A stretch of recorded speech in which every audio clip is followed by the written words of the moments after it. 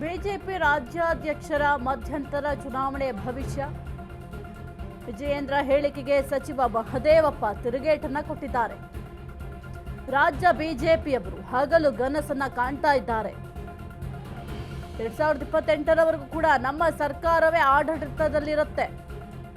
2028ರಲ್ಲೂ ಕಾಂಗ್ರೆಸ್ ಪಕ್ಷವೇ ಅಧಿಕಾರಕ್ಕೆ ಬರುತ್ತೆ.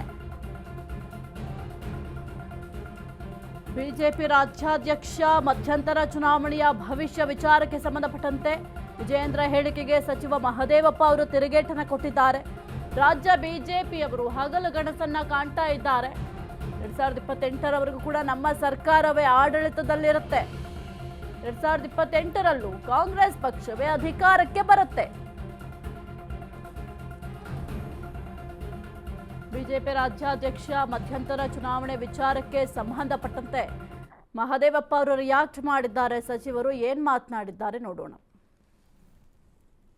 ಆ ಥರ ಮಾತಾಡೋರೆಲ್ಲ ಹಗಲುಗನಸು ಕಾಣ್ತಾ ಇದ್ದಾರೆ. ಹಗಲುಗನಸು ಕಾಣ್ತಾರೆ. ಆ ರೀತಿ ಮಾಡ್ತಾರೆ. 2.5 ವರ್ಷದಿಂದ ಕಾಣ್ತಲೇ ಅವರೇ. Party stable and strong, government stable and strong. ಅದು ಕಂಪ್ಲೀಟ್ ಮಾಡ್ತೀವಿ ಟರ್ಮ್ನ. 2028ಕ್ಕೆ ನಾವೇ ಬರ್ತೀವಿ.